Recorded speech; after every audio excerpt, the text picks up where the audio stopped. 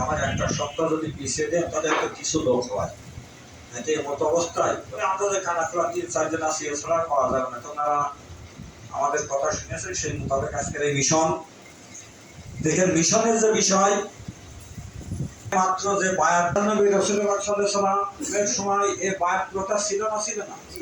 বায়াত প্রথা ছিল। আপনারা যদি ইতিহাস পড়েন দেখেন ওখানে লেখা আছে আকাবার প্রথম সভা। এই সভা করার পরও সভা ভেঙে ফেলিল। তারপরে আকাবার দ্বিতীয় সভা, ওদিনও সভা কিন্তু ভেঙে ফেলিল। পরবর্তীতে যখন বায়াতে রেজওয়ান চালু করলেন, ওই দিন আল্লাহ পাক তাআলা জিবরাইল আলাইহিস সালামকে দিয়ে একটা ওহী করে একটা আয়াত পাঠালেন এবং সাথে সাথে জানিয়ে দিলেন তোমরা যে সদস্য বায়াত গ্রহণ করেছে, কিন্তু আকাবার সেই সভা, বায়াত শব্দের একটা অর্থ সভা, আমরা সভা গ্রহণ করেছি কিন্তু বায়াতে রেজওয়ান এখন উপনীত হতে পারি নাই। আর যতক্ষণ পর্যন্ত বায়াতে রেজওয়ানে উপস্থিত না হওয়া যাবে, এতক্ষণ পর্যন্ত আপনার আমার মুর্শিদ খাজা ফরিদপুরীর কোন হুকুম হবে না, উনি কোনো দায় ভাড়া নেবেন না, আমার রূহ কখন কবজ হবে কি হবে না। যদি আমি বায়াতে রেজওয়ানে বায়াত গ্রহণ করে থাকি, আজরাইলের বাবার শক্তি নয়, আমার মুর্শিদের হুকুম মানে আমার রূহ কবজ করে।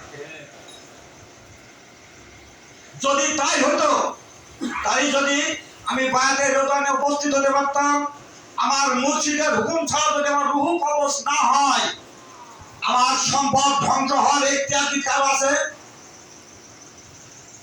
কারণ আমরা বায়াতে রেজওয়ানে উপস্থিত হতে পারিনি, পীরের হুকুম মানতে পারিনি। আজকে সব আমার, আমি যদি আজ ধান নষ্ট হয়ে যাবে, ধানের মালিক কি তুমি? তুমি ধান গুলাই দিলেও সে ধান তোমার বানাতে হবে না, কেন হয়তো শরীর লুট করে। এই ঈদুল আজহার নামকরণ করা হয়েছে, নিশ্চয় একটা তাৎপর্য আছে না নাই? এই ঈদুল আজহা উদযাপন করার হুকুম কে দিয়েছে? আল্লাহ পাক যদি দিত তাহলে তো ফরজ হয়ে যেত, আর রাসূল হুকুম দিলে কিন্তু সুন্নত হয়ে যেত। তাহলে এখানে হুকুম তাদের রেখে এই আহজাব শব্দ থেকে আজহা শব্দ এসেছে। আপনারা কোরআন শরীফ পড়ে থাকবেন, এখানে সেই কুকুরের নাম উল্লেখ আছে। তিতুমির কুরেশের যে কুকুরের কথা ছিলেন, ওই গুহায়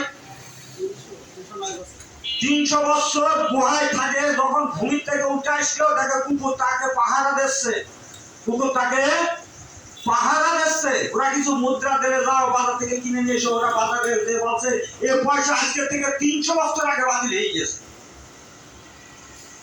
তাহলে আমাদেরকে ঠিক প্রভুকে কেমন ভক্তি করতে হয়, প্রভুর দাসত্ব কিভাবে